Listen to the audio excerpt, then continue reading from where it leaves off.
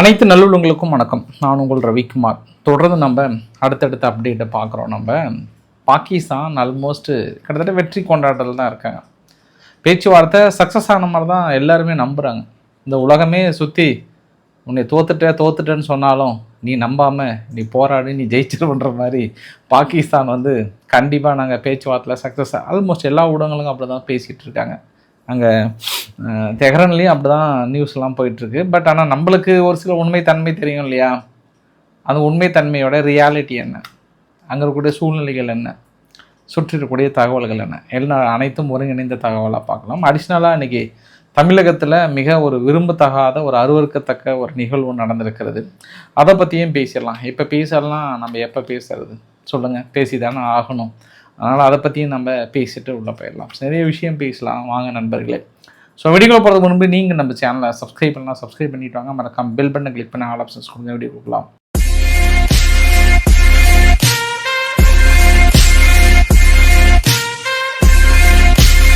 தமிழகத்தில் குறிப்பாக கோயம்புத்தூர் சூலூர்ன்ற பகுதியில் ஒரு 10 வயது சிறுமி, அந்த சிறுமியோட அப்பாவோட நெருங்கிய நண்பர் இல்லை, கூட பக்கத்து வீட்டுக்காரன் தான். அவன் பேர் கார்த்தி. பொண்ணை கூட்டிகிட்டு போயிருக்கான். பட் ஆனால் அவன் கூட்டிகிட்டு போன மாதிரியே எதுவுமே அவன் அது மாதிரி வெளியே காட்டிக்கவே இல்லை. அந்த பொண்ணு சாயந்தரத்துலேருந்து காணும் அப்படின்ன உடனே அவனும் அவங்க அப்பாவோட சேர்ந்து தான் தேடுறான். நல்லவ மாதிரியே நடிச்சிட்டு இருக்கிறான். அதுக்கப்புறம் சிசிடிவி கேமராவில் பார்த்ததுக்கப்புறம் தான் இவன் அந்த பொண்ணையும் இவனும் இன்னொருத்தனும் கூட்டிகிட்டு போனதை பார்க்குறாங்க. இன்னொருத்தன் பேர் மோகன் ராஜ்ன்ட்டு. அதுக்கப்புறம் அவன் லைட்டாக தட்டி விசாரணை பண்ணதில் உண்மையை ஒத்துக்கிறான். இப்படி தான் அப்படின்னு சொல்லிட்டு உண்மையை ஒத்துக்கிறாங்க. அதுக்கப்புறம் காவல்துறை கைது பண்ணுறாங்க. அதாவது நேற்று சாயந்தரம் காணாமல் போது அடுத்த நாள் காலையில் பக்கமே போலீஸ் ஸ்டேஷன் பக்கமே அந்த வீட்டு பக்கத்தில் தான் அந்த பொண்ணு இறந்த நிலையில், அந்த பொண்ணுல சிறுமி இறந்த நிலையில் கண்டுபிடித்து எடுத்திருக்காங்க. அப்போ நம்ம என்ன புரிஞ்சுக்கலான்னா, இனி எந்த ஆட்சியாக இருந்தாலும் சரி, அது டிஎம்கே, ஏடிஎம்கே இல்லை டிவிகே யாராக இருந்தாலும் சரி, இந்த சமூகம் ஒரு ஒரு ஒரு கேவலமான ஒரு சமூகமாக மாறிடுச்சு. அந்தளவுக்கு அவங்க என்ன இந்த சமூகத்தில் எப்படி எங்கே லேர்ன் பண்ணாங்கன்னு தெரியல. ஏன்னா அந்த சிறுமியோட உடல் எடுக்கும்போது எல்லாமே ஒரு மாதிரி அப்படியே கதி கலங்கிட்டாங்க. உலுக்கிருவோம் எல்லாரையும் எல்லாருடைய ஆன்மாவும் உலுக்கியிருக்கும். என்ன காரணம் அப்படின்னா, அந்த சிறுமியோட முகமெல்லாம் சிதைந்த நிலையில் இருக்குது. அந்த சிறுமியோட முடியை வைத்தே கழுத்தை இருக்குன விஷயம். உடலெல்லாம் கடுமையான காயங்கள் இருந்திருக்கு. அதாவது என்ன சொல்கிறாங்கன்னா, ஒரு வெறிநாய் கொதறநாய் எப்படி இருக்குமோ அந்த மாதிரி இருந்ததாக சொல்கிறாங்க. இது மனித பிறவியே அல்லன்ற மாதிரி ஸோ அந்த ரிசல்ட்டெல்லாம் பார்க்கும்போது அப்படி தான் தெரியுது இல்லையா? என்ன மாதிரி சமூகம், எப்படி இவனுக்கு இந்த மாதிரியான சிந்தனைகள், இந்த மாதிரி சமூகத்தோட மக்களாக இப்படி இணைந்து வாழ்கிறது எப்படி? இப்போ ஒரு பெண் குழந்தை இருக்குன்னா யாரை நம்பி வெளியில் விளையாட விடுவாங்க? வீட்டை விட்டு வெளியே அனுப்ப முடியாத ஒரு சூழ்நிலையா? இதெல்லாம் ஆட்சி மாற்றம் ஏற்பட்ட உடனே தனி மனிதனுடைய ஒழுக்கமும் இதெல்லாம் இல்லாதனால பெருசாக ஒரு மாற்றம் விடுமா? ஏன்னா இந்த மாதிரி சூழ்நிலையை இதே டிவிக்கு கையில் எடுத்தாங்க. இதுக்கு முந்தைய அரசு இதே மாதிரி பாலியல் வன்கொடுமை இருக்கும்போது அப்போ ஆளுகின்ற அரசாங்கத்தை கடுமையாக குற்றச்சாட்டு சுமத்தினாங்க. வெளியே நடமாட முடியல, பெரிய போக முடியலன்ற ஒரு குற்றச்சாட்டை சுமத்தும் போது இன்றைக்கி அதே குற்றச்சாட்டு தான் வருவாங்க. எதிர்கட்சிகள் சும்மா விட மாட்டாங்கல்ல. இன்றைக்கி என்ன, நீங்கள் பொறுப்பேற்றுக்கிட்டீங்க, இதுக்கு நீங்கள் தானே பொறுப்பே இருக்கணும். ஏன்னா அன்னைக்கு டிவிகேவுடைய தலைவர் சிஎம் சார் பதில் சொல்லுங்கள் அப்படின்னு கேட்கும்போது இன்றைக்கி அதே சிஎம் சார் நீங்கள் பதில் சொல்லுங்கள் அப்படின்ற ஒரு கேள்வி இந்த இடத்துல வரதான் செய்யும். ஸோ இது கட்சிகள் எல்லாம் தாண்டி மனிதனுக்குள் எழுப்பப்படுகிற மிகப்பெரிய ஒரு கேள்வி தான். எப்படி இந்த ஈவு இறக்கம் இல்லாமல் இப்படி ஒரு கொடூர மனிதர்கள் மக்களோடு மக்களாக நடமாடி கொண்டிருக்கிறார்கள் என்ற மிகப்பெரிய ஒரு கேள்வி. இனி பெண் குழந்தைகள் யாரை நம்பி வெளியில் அனுப்புவாங்க? எந்த சூழ்நிலையில் வெளியே அனுப்புவாங்க? 10 வயசு குழந்தைன்னும் போது அது ஒன்றும் நம்ம சொல்கிறதுக்கு இல்லைல்ல. இதே மாதிரி தான் ஊனமுற்ற ஒரு குழந்தை இதுக்கு ஒரு 2 நாளைக்கு முன்பு இதே மாதிரி ஒரு நிகழ்வு நடந்திருக்கு. இந்த ஒரு 15 நாள் எடுத்தோம் அப்படின்னா, அதாவது அவங்க ஏதோ ஆட்சி மாற்றத்தினாலேயா இல்லைன்னா தெரியல, எல்லா ரவுடிங்களும் எக்ஸ்போஸ் ஆகிட்டாங்க. பெரிய அளவுக்கு எக்ஸ்போஸ் ஆகிட்டாங்க. வெட்டு கொலை கூத்தெல்லாம் ரொம்ப அதிகமாகிடுச்சு இந்த 15 நாள்லேயே. ஏன்னா ஆட்சி பொறுப்பு ஏற்று முழுமையாக அந்தந்த எஸ்பி அங்கங்கே டிரான்ஸ்ஃபர் ஆகி இன்னும் அந்தந்த பொசிஷனுக்கு இன்னும் போய் உட்காரல. காவல்துறையெல்லாம் நிறைய மாற்றங்கள் இன்னும் நிகழ்ந்துகிட்டே இருக்குது. இன்னும் டிஜிபி நேற்று தான் வந்து நியமிக்கிறாங்க. இது எல்லாமே ஒருவேளை அந்த வேக்கண்ட்டை பயன்படுத்துகிறாங்களா என்னன்னு தெரியல. ஆனால் ஒரு கடுமையான சட்டம் ஒழுங்கு ஃபுல்லாகவே வந்து சும்மா எக்ஸ்போஸ் ஆகிட்டாங்க. நம்ம இன்னொரு விஷயத்தையும் பார்க்க முடியுது. இன்றைக்கி வந்து காவல்துறை சார்பாக என்ன சொன்னாங்கன்னா, தமிழ்நாட்டில் கடந்த 3 நாட்களாக 15,349 ரவுடிகளை வந்து அடையாளம் கண்டு விசாரணை பண்ணியிருக்கோம். இதில் 3,246 ரவுடிகளை கைது பண்ணியிருக்கோம். 844 பேர் வந்து நீதிமன்ற காவலில் வந்து அனுப்பி வச்சுருக்கோன்றாங்க. இப்போ பிரச்சனை தீர்னா ரவுடிகளெல்லாம் பிடிக்கிறாங்க, சிறையெல்லாம் அனுப்புகிறேன்னு சொல்கிறாங்க, நீதிமன்ற காவலுக்கு அனுப்புகிறோன்றாங்க. என்ன கேஸ் ஃபைல் பண்ண முடியாங்க? எத்தனை நாள் இந்த கேஸ் நிற்கும்? எத்தனை நாள் அந்த ரவுடிகளை உள்ளே வைக்க முடியும்? எல்லா சட்ட நுணுக்களையும் தெரிஞ்சு தான் அவன் வெளியே ஏற்கனவே கொலை எல்லாம் பண்ணிட்டு ஜாமீன் வாங்கி வெளியே வந்திருக்கிறான். யார்? இந்த சந்தேகப்படக்கூடிய இந்த ரவுடிகளோட லிஸ்ட் எடுத்து கைது பண்ணுறாங்க இல்லையா, இவங்க எல்லாமே இந்த கொலை பண்ணிட்டு வந்தவனை தான் இவங்க பிடிச்சி விசாரணை பேரில் இம்பரவா பண்ணக்கூடாதுன்னு சொல்லிட்டு பிடிச்சி ரிமாண்ட் பண்ணுறாங்க. சரி, ஜட்ஜையே விட்டுரு. சாதாரண பெரிய பெரிய கேஸு, கொலை கேஸு, நிறைய கேஸுக்கே வந்து ரொம்ப நாள் ரிமாண்ட் இல்லாமல் டப்புன்னு வெளியே அனுப்பிடுறாங்க. காவல்துறை மண்டியை சொரிஞ்சிட்டு இருக்கிறாங்க. இதில் எத்தனை பேர்த்த ஹோல்டு பண்ண முடியும்? 844 பேர் பக்கம் நாங்கள் சிறையில் வந்து நீதிமன்ற காவலுக்கு அமைச்சிருக்கிறோன்னா ஜட்ஜே எத்தனை நாள் தான் கொடுத்துருவாரு? மறுபடியும் அவங்க வெளியே வர மாட்டாங்களா? எக்ஸ்போஸ் ஆக மாட்டாங்களா? இதெல்லாம் ஒரு ஷார்ட் டைம். இப்போ சும்மா ஒரு மீடியாவுக்காக நான் போடலாம். பஸ் அதை விட மிக மோசமான கேஸ் எல்லாம் அப்பப்போ ஜாமீன் வாங்கிட்டு வெளியே வந்து சுற்றிட்டு இருக்கிறானுங்க. எந்த ஒரு இதுவுமே இல்லாமல் சந்தேகத்தின் பேரில் ஒரு ரவுடியை கொண்டு போயிட்டு நீங்கள் எத்தனை நாள் அடிச்சிட முடியும்? சிறையில் இவங்கெல்லாம் எத்தனை நாள் அடிச்சிட முடியும்? இல்லை. சட்டங்கள் நீங்கள் வந்து ஒரு 10-15 என்கவுண்டர் போட்டால் மட்டும்தான் உங்களுக்கு அதற்கான பயங்கள்லாம் வரும். அதுக்கு அரசாங்கங்கள் பின்புலமாக பேக்கில் இருக்கணும். இது ஆரம்ப கட்டத்தில் உத்தரப்பிரதேசில் இது மாதிரி வந்து பெரிய அளவுக்கு என்கவுண்டர்லாம் பண்ணியிருக்காங்க. அந்த மாதிரி நீங்கள் கையில் எடுத்தீங்கன்னா அது வந்து மத்திய அரசு துணைகள் இருக்குது, அதனால் நாளைக்கு பிரச்சனை இல்லை. இந்த மாதிரி நடந்தாங்க மத்திய அரசு குடைஞ்சல் கொடுக்க ஆரம்பிச்சிருவாங்கன்றது கூடுதல் தகவலாக பார்க்க முடியும். இதில் அதையும் தாண்டி கையில் எடுக்கிறாங்களா அப்படின்றதையும் பார்க்கணும். ஏன்னா இல்லைன்னா அந்த பயம் இருக்காது. தனி மனித ஒழுக்கம் இங்கே வந்து ரொம்ப கேடு கட்டு போயிருக்கு. ஆட்சி மாறினாலும் காட்சியெல்லாம் மாறாது. இங்கே மனித ஒழுக்கங்கள் மாறினா மட்டும்தான் மாறும். பெருசாக என்னன்னா குற்றம் நடக்க முடியாமல் தடுக்கலாம். பட் இந்த மாதிரி அப்பா கூட இருக்கிற ஒரு ஆளே கூட்டிகிட்டு போய் பண்ணுறான் அப்படின்னா அது கேள்விக்குறி தான். ஆனால் இந்த இடத்துல நான் எந்த அரசாங்கத்துக்கும் நான் சப்போர்ட் பண்ணுறதோ இல்லை எதிராக பேச விரும்பல. நீங்கள் டிவிக்கே வந்து என்ன முன்ன கையில் எடுத்தீங்களோ அதை தான் இப்போ டிஎம்கேவும் கையில் எடுப்பாங்க. அதை தான் அவங்க மற்ற கட்சிகளும் கையில் எடுப்பாங்க. அன்னைக்கு ஸ்டாலின் சார் வந்து பாதுகாப்பு கொடுக்கல, அன்னைக்கு விட்டார், கோட்டை விட்டுட்டாரு, நடமாட முடியல அப்படின்னா நீங்கள் அதே குற்றச்சாட்டு தான் இவங்களும் வைப்பாங்க. அதில் எந்த மாற்று கருத்து இல்லை. பட் இதெல்லாம் பொருந்தல்லி நாம் பார்க்க வேண்டிய விஷயம் என்ன அப்படின்னா, எவ்வளோ கேடுகட்ட ஜென்மங்கள் மக்களோட மக்களாக வாழ்ந்துட்டு இருக்கிறாங்கன்றத ஒரு வேதனையான பதிவு நான் அழுத்தம் திருத்தமாக பதிவு பண்ணிட்டு நாம் கடக்க வேண்டியது இருக்கிறது. ஏன்னா பெண் குழந்தை பெற்றெடுத்த பெற்றோர்கள்லாம் கொஞ்சம் பயம் வந்திருக்கும். குழந்தைகள் அதுவும் குறிப்பாக வெளியில் விளையாட விடுறது இதெல்லாம் வந்து ரொம்ப நுணுக்கமாக மார்ச் பண்ண வேண்டிய ஒரு சூழ்நிலையாக இருக்கிறது. ஏன்னா எங்கே பார்த்தாலும் ஏதாவது ஒரு வீட்டில் தண்ணி அடி கேஸ் இருக்க தான் செய்யுது இல்லையா?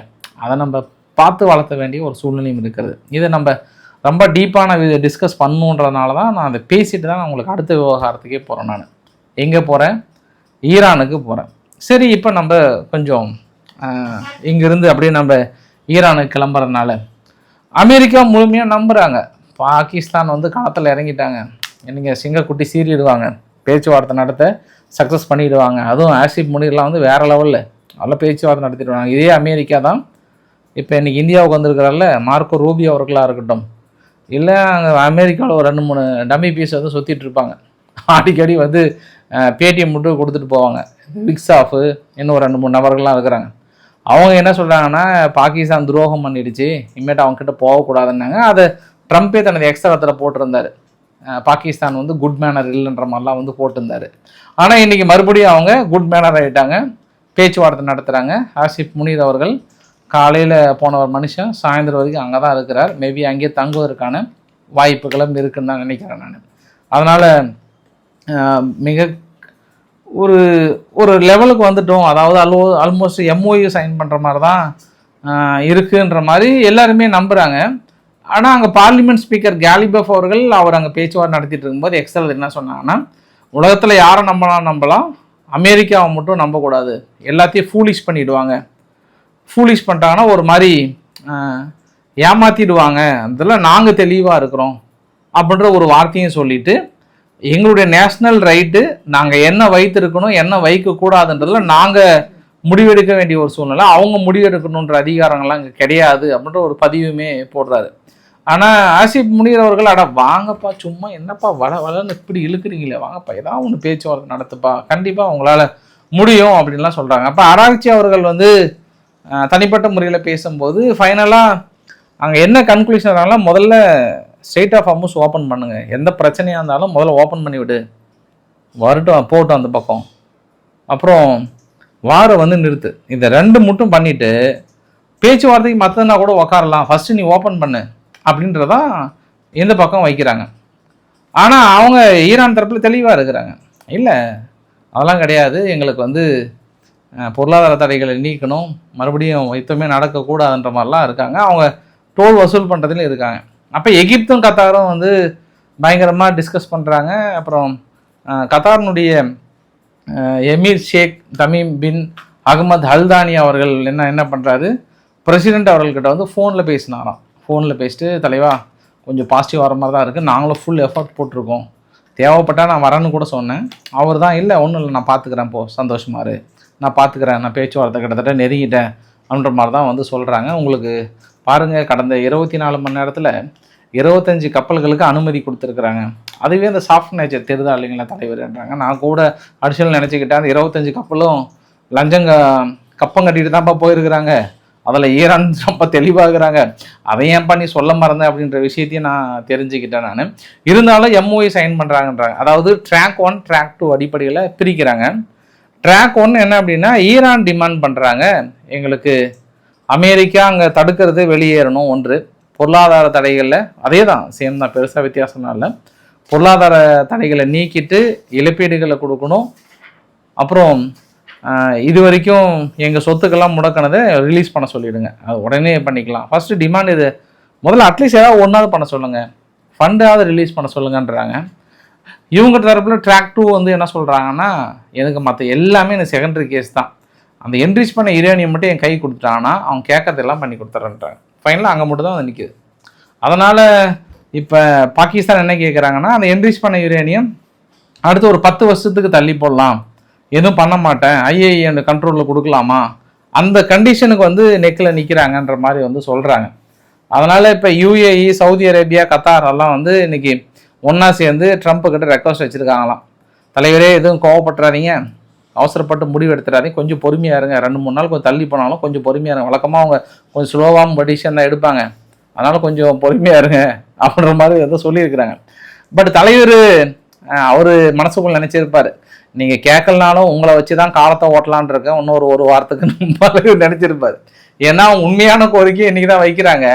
இவரெல்லாம் 4 நாளைக்கு முன்னாடியே போட்டார் எக்ஸ்தலத்தில், இது மாதிரி யுஏஇ, கத்தார், சவுதியெல்லாம் கேட்டதன் விலங்க என்கிட்ட வந்து இது மாதிரி ரெக்வஸ்ட் பண்ணி கேட்டதுனால நாங்கள் ஈரான் மீது தாக்கல் நடத்தலை அப்படின்றதுல ஏற்கனவே அவர் மனசு அதெல்லாம் தெளிவாகிறார், யார் யார் மேலே பழிய போடலாம், இந்த யுத்தத்தை தள்ளி போகிறதுக்கு என்னெல்லாம் பண்ணலான்ற தெளிவாகிறார். ஆனால் 2 உங்களுக்கு பதிவு காட்டுறேன் நான், இந்த பதிவு பார்த்ததுக்கப்புறம் அங்கே தலைமையில் துண்டு போட்டு உட்காந்துருப்பாங்கன்னு நினைக்கிறேன் அந்த இடத்துல பாகிஸ்தான். அது இல்லாமல் அவங்க ஈரானும் டென்ஷனாக தான் இருப்பாங்க, இந்த மனுஷனை மட்டும் நம்பவே கூடாதுன்றதில் என்ன ஒரு ஆதாரமும் உங்களுக்கு காட்டுறேன் பாருங்க. இப்போ நான் வரும்போது அவர் போட்டிருந்தாரு, united state of middle east அப்படின்னு போட்டு இந்த பதிவு, ஈரான் ஃபுல்லாக அமெரிக்காவுடைய கொடியை போட்டு விட்டாரு மனுஷன், அமெரிக்காவோட கொடியை போட்டு எங்கள் கண்ட்ரோலில் வரப்போகுது அப்படின்னு போட்டு விட்டாங்க. அப்போ தான் நினச்சேன் நான், நீ வேற லெவல் தான், இந்த பேச்சுவார்த்தை நடத்தணும்னு நினைக்கிறியா இல்லை நீ வந்து தள்ளி போகணும்னு நினைக்கிறியா அப்படின்ற ஆதங்கம் இந்த இடத்துல இருக்கு இல்லையா? நல்லா நினைச்சு பாருங்க, பேச்சுவார்த்தை நடத்தணும்னு நினைக்கிறீங்களா தள்ளி போக நினைக்கிறீங்களா? இந்த ஒரு ட்விட்டை பார்த்ததுக்கு அப்புறம் என்ன நினைப்பாங்க ஈரான்? அந்த இடத்துல மண்டே சொல்லி, என்னப்பா இந்த மனுஷனா இருப்பாரு, இந்த மாதிரி சமயத்தில் சீரியஸாக பேசிட்டு இருக்கோம், இது வந்து கிட்டத்தட்ட ஆக்கிரமிச்ச மாதிரியே போடுறாரு அப்படின்னு கடுப்பு வருமா வராதா? அது இல்லாமல் உங்களுக்கு இன்னொரு விஷயத்தையும் சொல்லிடுறேன். இன்னைக்கு வந்து நியூயார்க் டைம்ஸ் சொன்னாங்க, துருக்கி என்ன பண்ணுறாங்க, ஒரு நபர், அவன் பேர் வந்து பக்கர் ஷஹாத் அல் ஷாடின்னு சொல்லிட்டு, முகமது பஹர், அவனை கைது பண்ணுறாங்க. அவனை பிடிச்சதில் அவனுக்கு வந்து ஈராக்கில் ஒரு ட்ரைனிங், ஸ்பெஷல் ட்ரைனிங் ஒன்று கொடுக்குறாங்க. அந்த ட்ரைனிங் என்ன அப்படின்னா, இவாங்கா ட்ரம்ப் இருக்காங்க இல்லையா, ட்ரம்ப்போட பொண்ணு, அவங்கள போட்டு தள்ளுறது தான் அவருக்கான ட்ரைனிங்காக. இதை வந்து துருக்கி கண்டுபிடிக்கிறாங்க. துருக்கி கண்டுபிடிச்சதுக்கப்புறம் அமெரிக்கா அவனை அப்படியே அலையகா தட்டி தூக்கிட்டு போயிட்டு அங்கே விசாரணை பண்ணுறாங்க. இவங்க கொடுத்துட்டாங்க, அமெரிக்காவுக்கு கொடுத்துட்டாங்க. அப்புறம் அவன் என்ன சொல்கிறான்னா, அந்த சுலைமானி கொண்டாங்களே 2020 அமெரிக்கா வந்து கொண்டாங்க. அதுக்கு பழி வாங்கிறதுக்காக அவருடைய மகளை, ட்ரம்ப்போட மகளை கொல்வதற்காக பெரிய அளவுக்கு ட்ரைனிங் கொடுத்துருக்காங்க. இன்றைக்கி ஈராக்கில் ட்ரைனிங் கொடுத்து துருக்கியில் போயிட்டு துருக்கியிலிருந்து போகிற அந்த திட்டத்தை முறியடிச்சிருக்காங்க துருக்கி முன்னாடி. அப்போ கைது பண்ணி இப்போ அமெரிக்கா பெரிய ஷாக் ஆகிட்டாங்க. இப்போ வேறு ஒரு காரணங்கள் சொல்லப்பட்டிருந்தா கூட ட்ரம்ப்போட பையன் கல்யாணத்துக்கு கலந்துக்காமல் போனதுக்கு இது ஒரு காரணமான்ற மாதிரிலாம் பெருசாக போட்டிருந்தாங்க. இன்றைக்கி நியூயார்க் டைம்ஸில் கூட போட்டிருந்தாங்க. அப்போ இதெல்லாம் எங்கே குற்றச்சாட்டு வைக்கிறாங்கன்னா, ஐஆர்ஜிசி மீது இந்த குற்றச்சாட்டை வைக்கிறாங்க.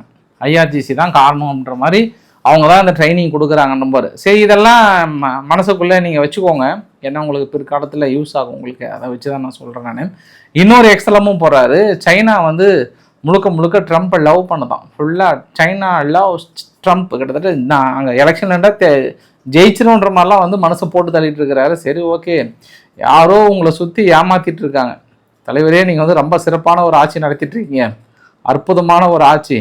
இந்த பூ உலகில் மனித இனம் வந்து உங்களை கண்டு அகமடைகிறது.